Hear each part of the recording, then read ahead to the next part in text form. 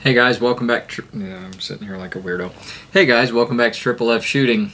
Today we're going to be looking at a comparison and a review, but it's easy to compare because it's kind of inspired by something else. But we are going to be talking about the Ruger 57. At least that's how I'm going to say it. Some people call it the Ruger 57, whatever. To me, that looks like 57. There's no dashes or anything, so all that aside, this is a Ruger semi-automatic pistol chambered in 5.7 by 28, which is basically following the original FN57 chambered in the same caliber. We're going to be comparing it to the original 5.7 because that seems like a pretty easy thing to do, but overall, pretty nice gun. Decent value especially. We'll get into the features and some of the things that I really like about it and some of the things I don't really like about it. I have gone ahead and kitted it out basically the same way that I would have my 5.7. When we shot the thing though out on the range, did not use the TLR1 because the holster that we have with it did not come with it, or is not able to take a light. So very simple setup, very lightweight gun. Carries 20 rounds of ammunition, just like the FN57, which we will get out the way, and we'll get into it. On the top right.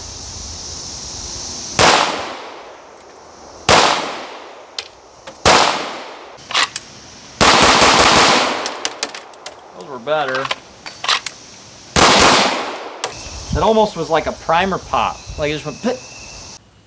So we're going to go through the feature set of the Ruger 57 really quick, and we will start from the butt of the gun, go to the end of the muzzle. So first off, I guess we'll talk about the mags, because they happen to be the very bottom thing you get hold of. They are metal magazines, which is quite a bit different from the polymer magazines on the original FN57. Because of this, they are able to be a little bit thinner. If anyone likes the smaller Glocks like the 43X or anything like that, you're probably aware of like the Shield magazines. Glocks have a polymer shelled metal lined magazine. The Shield magazines for Glock or Shield arms, whatever it is, are strictly metal and therefore can be thinner, or thin enough to fit, and carry quite a bit more ammo. In this case, they didn't go the more ammo route, they went thinner. What that translates to is a much better feeling grip. So even with the exact same mag capacity as the original FN57, I do like this grip a lot more. On the 5.7, because it's just a tad bulkier all the way around, it tends to feel sort of 2x4-ish. And while this grip is long, or I should say has a, however you want to look at it, long from back to front or wide, if we're looking at it this way, it feels really good for my particular hand. Not everybody's going to love it, but it fills my hand out where I get, you know, the knuckles around on the front and get a nice good front to back pressure grip. I have a lot of meat down the side of the gun to get a hold of. None of that is horrifically important because the gun doesn't recoil that much, but it feels better in hand to me than an FN57. I'll get some side-by-side pictures of this thing compared to it to show you those differences in girth, but suffice to say, I like the feel of this a little better. I also enjoy the kind of grip tape feel of the Ruger 57 versus the great big knobs or stippling on the FN. The FN probably grips a little harder under recoil, but again, we're not recoiling very heavily at all. Moving on up the gun, we'll kind of go this way, then that way. The safety is the next thing that most people are going to appreciate over the FN. And we are very much clear and all that good stuff. Probably could have done that first, but the safety on this gun, there's one of the things we'll talk about in a minute, but safety is very similar to 1911. So it is right by your thumb, reach up, knock it off. On the FN, it's up here by your finger, where we showed in the video I had like 3 or 4 draws where I was really not used to shooting that thing and just whiff on the safety and pull up, swing for something that isn't there, miss entirely, and sit there and mash on the trigger with nothing happening for a second like an idiot. Oh my God. I'm gonna have to decide if I want to do it with my thumb or... So this is much more average, I shouldn't say average, much more standard on handguns that have a safety for the location. It is ambidextrous for all the people who have goobery left-handedness problems, but the slide release is not. Getting into that, well, I said we'd go up first. The sights, we'll kind of include the front on this, but the sights on this I like over the FN. I do think that these are a little bit more modern because the FN 5.7 was designed in like the mid-90s or something like that, came out in the late 90s. So it has what most guns had at that point, just a 3-dot standard. They work just fine, but they aren't really what most modern guns have on them anymore. So this is a, again, I'll get close pictures, but this is a blacked out rear and fiber front. So shows up very well. A lot of modern handguns are going to the blacked out rear and colored front, and that really does help, at least in my opinion. I enjoy that sight setup better than the 3-dot. I don't have to focus on quite as much. It's still plenty accurate. I do like those sights. They are adjustable, and the adjustments are very positive, chunky clicks, so it feels like it should stay where it's gonna be rather than, you know, guessing at it.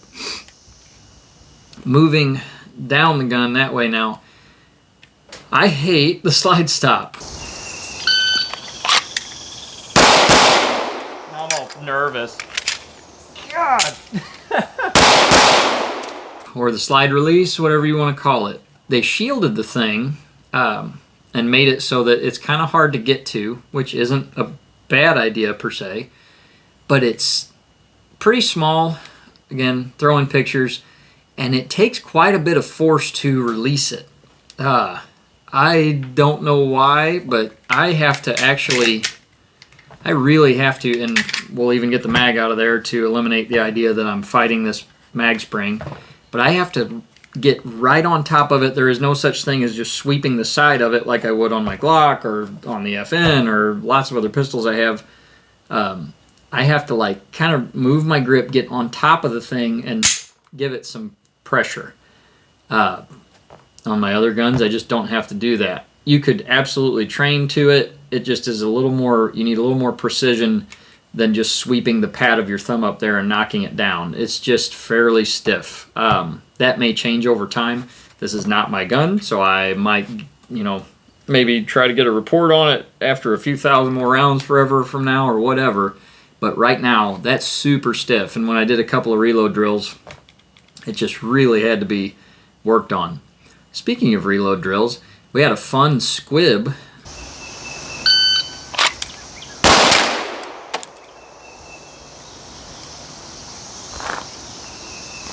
Alright. I don't know what just happened on that second round. I saw a puff of smoke and heard a click. Usually that means there's a bullet lodged in the barrel. Nothing has exploded yet. So fired the first round, second round definitely fed.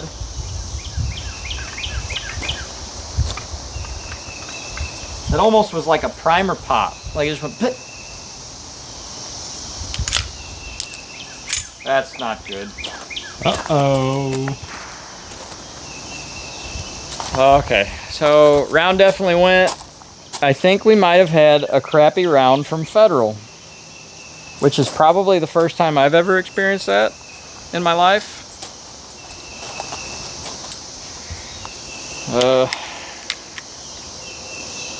Time to go get a bore light and see if we see bullet or daylight. Squib just meaning something went wrong in the detonation of the round, whether it was low amount of powder, the powder didn't combust or whatever. But when a 5.7 round squibs, it's kind of creepy because there's not a lot of recoil anyway. So it was bang and then poof, So you can see that in the video. Nothing to do with the gun at all. It's not the gun's fault, purely the ammo, but never had that happen on a 5.7 anyway. Moving forward on the gun, mag release is pretty standard fare. I did not notice any issues getting to it. I don't really have to change my grip too much. I do kind of roll my hand just a little bit, change the pressure so I can push in on it, but it's pretty muted. It's not huge. The nice thing is you have 20 rounds. Hopefully you don't have to change mags. Speaking of changing mags, they do have in the grip that I forgot to mention some cutouts so that if, for whatever reason, you have a mag kind of sticky or whatever as you're hitting the mag release, you can very easily and very cleanly get in there and hold on to the bottom of the mag to help strip it. There is also not really much of any gapping here that some guns suffer from where you kind of can get pinched. I don't have big enough hands to get all the way down there anyway, so no biggie. The trigger. It's not bad, but I would expect it to be better. This is one area where this gun does not do better than the FN. I did not have massive trouble with this trigger or anything like that, but I don't necessarily like the feel of it. We're getting into like gun snobbery at this point. It works. There's nothing wrong with it. But it just kind of, there's quite a bit, there's a release, there's quite a bit of creep to it. And the reset's pretty, like you can hear it, you can't feel it. But I'll do it left-handed so you can get a better idea. But depress the little dingus there. Take probably only a couple millimeters of pressure to find the wall, or distance I should say, and then it kind of squishes for a millimeter or two and then it goes off. So when you just get used to running the gun and you're just shooting it, not a big deal. For intense accuracy, that's not going to be very helpful combined with the weight of the gun. It is a fairly lightweight gun, so I sucked at the distance part of the drill, which I have the exact same problem with the FN. I would really have to work on that gun and this one to get good at shooting at far distances, at least as far as a handgun's concerned, and make good hits. Because the gun's so light, the pressure on the trigger, anything like that, causes me to like swim around a little bit. It doesn't have the benefit of being nice and heavy to keep you stable. Heavy is a benefit when you're trying to target shoot. It is bad when you're talking about carry, so take that for what it's worth. But I suck with this gun at distance. I am not very good with this gun at distance either because it just doesn't have the weight to help keep me steady through a trigger squeeze. That is more me than anything. It just is exaggerated on this gun. So, you know, but it runs plenty fast. When we were doing the up close, there were only 3 yards and 5 round drills. I didn't really notice anything slow about it compared to anything else at my skill level. So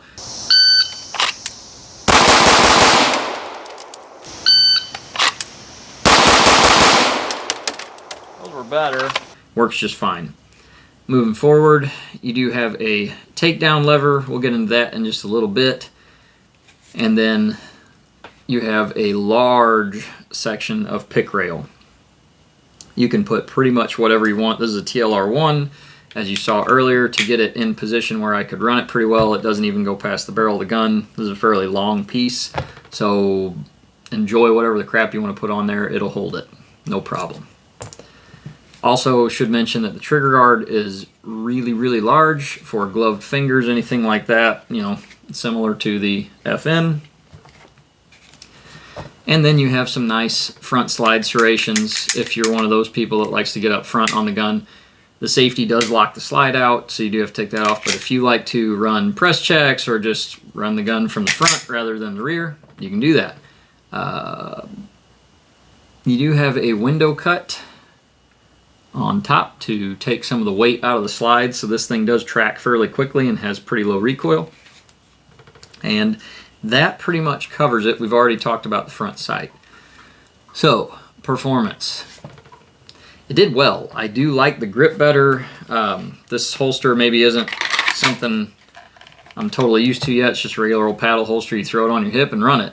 Didn't have a ton of trouble out of the holster with it. It's very intuitive as far as the grip's concerned. To get a hold of it, pop the safety down, and run it similar to a 1911 where you just ride the safety. Tracks very quickly, trigger is adequate enough to shoot quick and be decent. Didn't have anything I hated about it. One thing about the takedown of the gun is you either need a tool or something on the first few takedowns, because you do have to push that pin in. You can use the edge of a mag or something, but it does take a little bit of force. It's not too bad. Once that's popped, you should be able to swing your pin down, and then everything comes apart easy as you please. The internals of the thing come down just like pretty much anything else. There's your barrel assembly, all that good stuff. Inside of the slide looks fine. This one could do with a little bit of a cleaning and some lubing, but nothing drastically difficult or different about getting the thing apart. Except you do have to arrange the spring the correct direction. So when you reassemble, you do not have to get the thing, it doesn't slide like all the way off. It only slides just a hair forward and then actually lifts up. So it is slightly different in that regard. And then to get it back together, come back to your ridiculously hard to push thing. Twist that pin back up, push it in. We should be good to go. Make sure everything cool. So takedown's not too bad. It's a little bit different than on the FN. You do just have kind of a button. A little bit of a pain to get to the button, but you can do it. No tools required, so there's no real strikes against it. It's just a different style. But overall, the general impression that I get for the Ruger 57 is that it is a really good value. There are a few different reasons you'd want something like this. If somebody is kind of recoil averted, the 5.7 is undeniably more reliable than a 22 or a 22 Magnum because you have a centerfire cartridge, albeit it's a little more expensive, but you still have a viable defensive round with the right loads, lots of ammo capacity, and very little recoil, and a fairly fast functioning weapon. All that said, they're freaking huge, so if it's going to be like a bedside gun or something like that, cool. Some people carry them. Most people that are recoil averted are probably going to be on the female side of things, just generally speaking, and probably not going to want to haul this around on their body. It's pretty big for that. So what else would you want it for?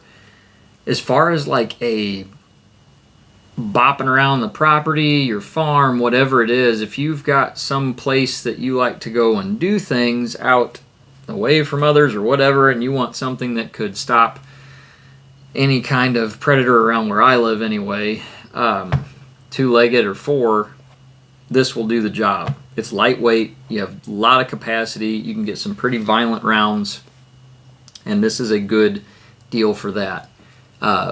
You'd have to practice with it a bunch because, like I said, in my opinion, anything at distance, say you have a coyote or something that you're pest controlling down on your property or whatever, I'm going to have a hard time making a good hit at distance with this unless I practiced a whole lot more, because it's just a lightweight gun, somewhat heavy, squishy trigger, and I tend to bob the nose around and I'm not very accurate with it. That's more of a practice issue than a gun issue, I think. Great for something like that. And I'm pretty sure that's what this is being used for by the individual that owns it. I think this is a general defensive weapon when bopping around the property. We're here in Missouri, so there aren't like bears to worry about necessarily. You could maybe run into like a mountain lion or something. I would feel better with this than some things against that. That's just me. As a house gun, maybe not the best idea unless you get a really good load for it, because 5.7 was designed to penetrate. If you're just shooting full metal jackets, it's probably going 1,600 feet per second, something like that, and we're going to zip right through what we're shooting at and go through walls and other stuff. Luckily, it's a light projectile, so it's probably not going to go too far, but your mileage may vary on that.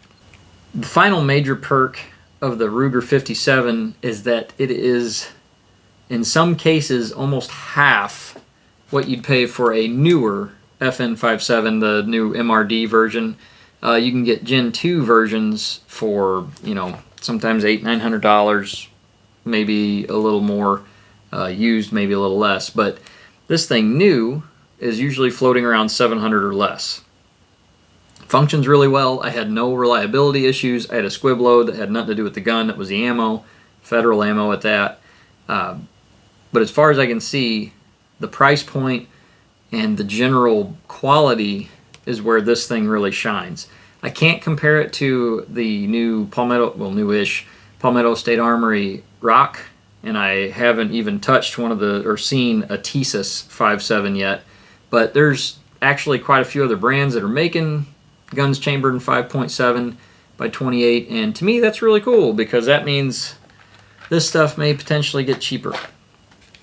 So all things considered, great value. The only real gripes I have about this thing at all is a very minor gripe about the trigger and a minor gripe about the slide release or slide stop, whichever semantics you prefer.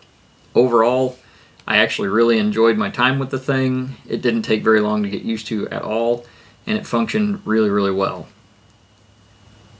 All that being said, thanks for watching Triple F Shooting, and we will see you in the next video.